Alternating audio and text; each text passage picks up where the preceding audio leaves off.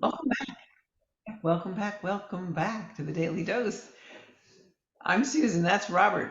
Robert is the son of Dan Cochran, who just completed a half marathon at Disneyland in Anaheim.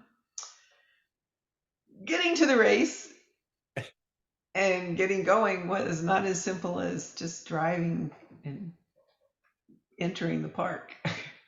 Well, and to give a little context for those who haven't seen it yet, the blog's up so you can see this day by day. We drove down from Northern California, San Francisco Bay Area to Anaheim. It's about a 7-hour drive, and that in and of itself has its challenges with a father with Parkinson's advanced 22 years, a mother who is bipolar depressed, and everything goes into that.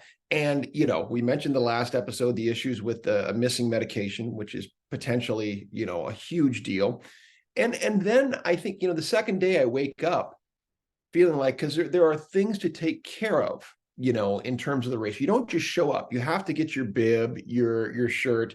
You have to make sure because we're doing a running chair. This is thank our friends at Hoyt Running Chair that is assembled correctly because it had to be deconstructed and reassembled, and that it fits all of the ADA codes, and they have to check it and make all that's there.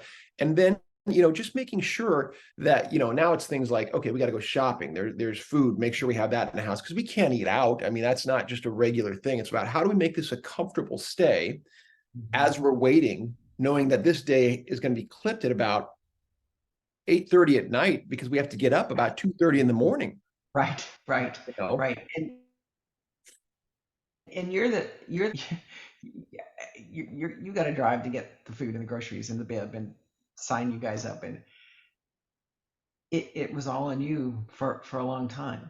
Well, and anywhere I go, I have to bring my dad. Here's the thing, that because of his stage of Parkinson's, he doesn't make great decisions on his own, or with my mom. And we had an incident in his assisted living facility where he started a fire in the oven, because he loves to bake cookies. But something happened, started a fire, caused a huge incident. Sharp objects, that's a problem. I mean, God forbid my dad falls when I'm not around. My mom's lying in bed, she's not paying attention. Any of those things happen, we're already out of network. I know what the problem having with the pill. What if I have to take him to an ER? Right? So dad has to come with me, and whenever he comes with me, that has its own set of challenges everywhere we go. I don't want to just leave him in the car. That's not polite. And so bringing him out, if he wants to use his walker as opposed to the wheelchair, okay, working with that. And it's just a You number know, of considering this, both the kindness issues to him and my pressing need to get things done, and yeah. overall keeping him safe, right? That's the key. Well, probably nobody And listening. knowing that mom is at home and I can't leave her at home. Yeah, yeah, yeah, yeah, What's that? yeah. Knowing that probably very few people who are listening have ever done or are contemplating doing what you're doing. Most of them can remember having babies, infants, and all of the extra time it takes to get that dependent person and all of their supplies into the car. You get to plan another extra 45 minutes multiple times a day. Yes. I think that's the right dichotomy. And I felt that many times. Now, being a parent of now teens, I remember pretty freshly when my kids were of that age and everything that went into it. And now seeing, it's adults. So, I mean, the amount of care is very similar in that regard, right? As opposed to a stroller, it's a wheelchair.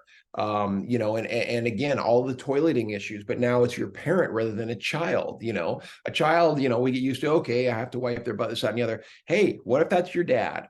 And let's get real honest about that. That's an uncomfortable conversation. But if that's what needs to happen, For that, sure. and I always need to ask, do you need a bathroom? The same way you'd ask a child, Mhm. that's a regular part of what goes on. And again, the image of who your parent was doesn't line up with the reality of who they are through no Yeah. fault of their own. They're aging and dealing with whatever it is. So Yeah. it's constantly getting past your own barriers, of who they are. I think for me, irrespective of the Parkinson's, just simply your the age of your parents, this was a big undertaking. And I didn't say this to you, but I was just like, oh my gosh, are you really going to do this again? Because last year was twice as long. It was a whole marathon, and you had different types of challenges last year. But I mean, your dad's a year older, your mom's a year older, and you had a whole game plan worked out, and still inside, I was just like, but then there's this the quality about you that maybe we'll talk about in another dose, but you Sure. have, Go ahead. I'd love to reflect both a little on last year's marathon, which you were there for, and this quality. So let's bring that up in the next dose. okay.